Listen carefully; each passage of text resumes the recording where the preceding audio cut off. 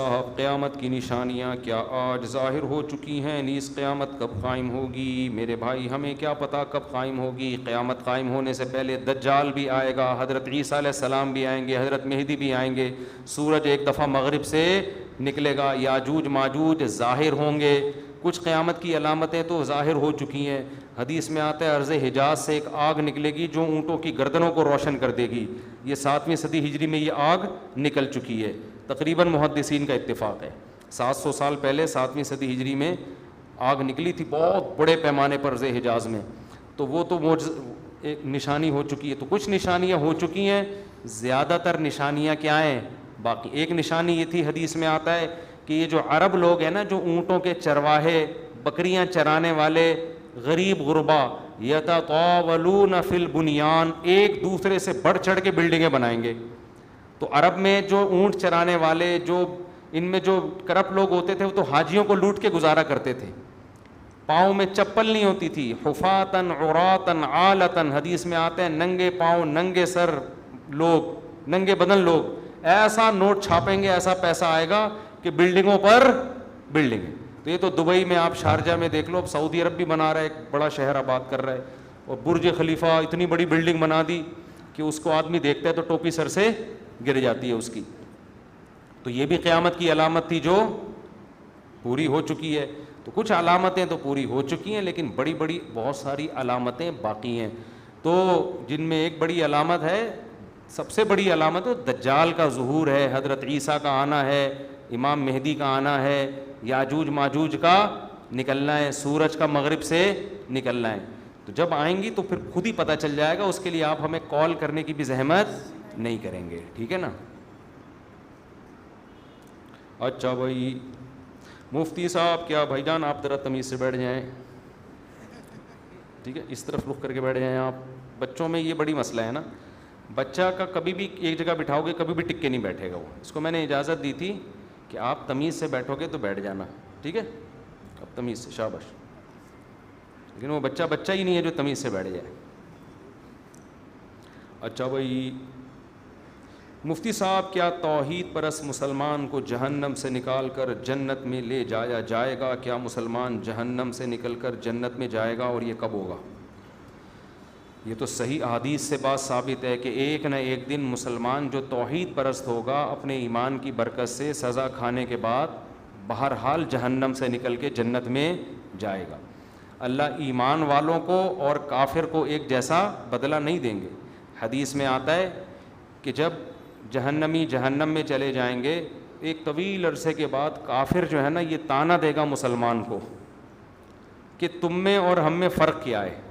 تم کلمہ پڑھتے تھے، ایک خدا کو مانتے تھے، اللہ کے پیغمبروں کو مانتے تھے، تم بھی گناہ کرتے تھے اور ہم بھی گناہ، تو نتیجہ تو دونوں کا ایک جیسا ہوا۔ تو حدیث میں آتا ہے اللہ کو غضب آئے گا، اور اللہ ایک بہت بڑی تعداد صرف ایمان کی برکت سے جہنم سے نکالے گا۔ غیر مسلم اس پہ اعتراض کرتے ہیں، واہ بھائی واہ، مسلمان اتنے بڑے مجرم ہوئے، اچھے نہ بھی ہوں پھر بھی بالآخر جہنم سے نکلیں گے، اور ہم جیسے مرضی ہوں جلتے رہیں گے جہنم میں، یہ کیسا اسلام ہے؟ بھائی اپنوں کا ہمیشہ دنیا خیال کرتی ہے، اور جو اپنے نہیں ہوتے ان کا خیال نہیں کیا جاتا۔ آپ بتاؤ نا، امریکہ کا کوئی بندہ پاکستان میں جرم کرتا ہے، امریکہ کہتا ہے ہمارے حوالے کرو، ہاتھ لگانے کی بھی اجازت نہیں ہے، کیونکہ ہمارا نیشنل ہے، یہ ہمارا کلمہ پڑھا ہوا ہے اس نے، ٹھیک ہے نا؟ تو غیرت، جو بھی غیرت مند حکومت ہوگی وہ یہ کرے گی۔ تو اللہ کہتا ہے گناہگار تھا، مانتا تو تھا نا کہ میں ہوں، میں نے نعمتیں دی ہیں، گناہ کا اعتراف بھی کرتا تھا، اور تم تو مانتے ہی نہیں تھے کہ کوئی جنت بھی ہے کوئی جہنم بھی ہے، تم تو مذاق اڑاتے تھے ان چیزوں کا، قبر کا عذاب، اور تم تو ڈاروین اور سائنسدانوں کے پیچھے پڑے ہوئے تھے، تو جاؤ انہی سے جا کے مانگو، سمجھتے ہو؟ تمہیں ڈاروین نے الٹی پٹیاں پڑھا دی تھیں کہ یہ مرغی خود بنی ہے، یہ انڈے، یہ جو مرغی 21 دن انڈے سیتی ہے نا اور گھماتی رہتی ہے، یہ اس کی کھوپڑی میں آٹومیٹیکلی آ گیا تھا۔ یہ بکری کا بچہ پیدا ہوتے ہی جو تھنوں کی طرف لپکتا ہے، یہ ایوولوشن کا نتیجہ ہے، ایوالو ہوئے، یہ اتنے سمجھدار ہو گئے، پیدا ہوتے ہی تھن تلاش کر رہے ہیں۔ سبحان الذی خلق الازواج کلھا، اللہ کہتے ہیں پاک ہے وہ ذات جس نے ہر چیز کے نر مادہ جوڑے بنائے۔ ایوالو ہونے کے نتیجے میں نر مادہ کیسے بن گئے؟ کیا ہو گیا بھائی؟ یہ سائنس اتنی ذہین ہے, نیچر اتنی ذہین ہے کہ ہر چیز نر اور مادہ میں ڈیوائڈ ہو گئی ہے, پھر ان کا ملاپ ہوتا ہے, بچے پیدا ہوتے ہیں. یہ ایوولوشن کا نتیجہ نہیں ہو سکتا, یہ کسی نے بنایا ہے. تو ہم تو بھائی اس بنانے والے کو مانتے ہیں کہ مرغا مرغی خود نہیں پیدا ہوئے, اس کے نتیجے میں انڈا آٹومیٹیکلی وجود میں نہیں آ رہا. اس انڈے میں ایسے سافٹ ویئر کہ مرغی انڈا دینے سے پہلے چھپتی ہے کہاں جا کے دینا ہے, اس کو پہلے سے پتا ہے کہ یہ انڈے سے کیا نکلے گا, بچہ نکلے گا, حالانکہ اس نے کسی سے سیکھا نہیں ہے.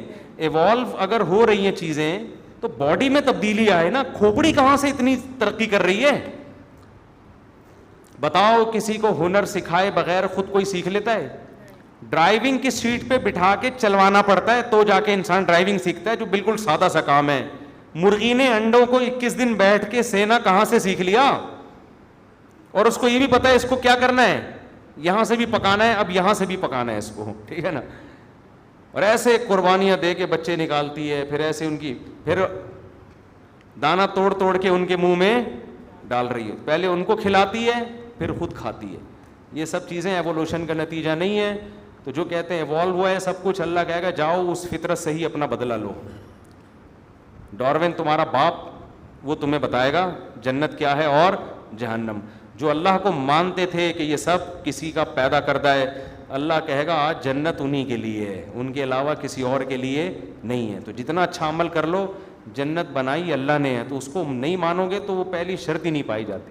آپ کسی ملک کے شہری ہیں, بہت اچھے طریقے سے رہ رہے ہیں, آپ سعودی عرب میں رہ رہے ہیں, قانون کو فالو کر رہے ہیں, ریڈ پہ رک رہے ہیں, گرین پہ چل رہے ہیں, بادشاہ کے حق میں تقریریں کر رہے ہیں. ایک دن کسی شرطے نے بولا تمہارے پاس اقامہ ہے یہاں رہنے کا؟ ہے بھائی. آپ نے کہا اقامہ تو نہیں, میں تو سرنگ بنا کے بارڈر کراس کیا ہے میں نے, اللیگل رہ رہا ہوں. کہے گا بھائی اللیگل نہیں ہوتا, آپ کتنے اچھے ہیں, نکلو یہاں سے. تو جو اللہ کو مانتا ہی نہیں ہے میرے بھائی, وہ تو نیشنل ہی نہیں ہے نا, اس کو تو قومیت ہی نہیں ملی ہے. اللہ کہتے ہیں تم تو باغی ہو, تم آؤ میرے پاس, تمہارے جتنی نیکیاں ہیں ان کی مثال پہاڑ کی راک کے پہاڑ کی ہے, دیکھنے میں بڑی لگتی ہیں, ان کا وزن کچھ بھی نہیں ہے. ایک بچہ اپنے باپ کو مانتا نہیں ہے, جتنی مرضی خدمت کرے باپ کوئی لفٹ نہیں کرائے گا, کہے گا نادرا میں کسی اور ابا کا نام ڈالا ہوا ہے تو نے.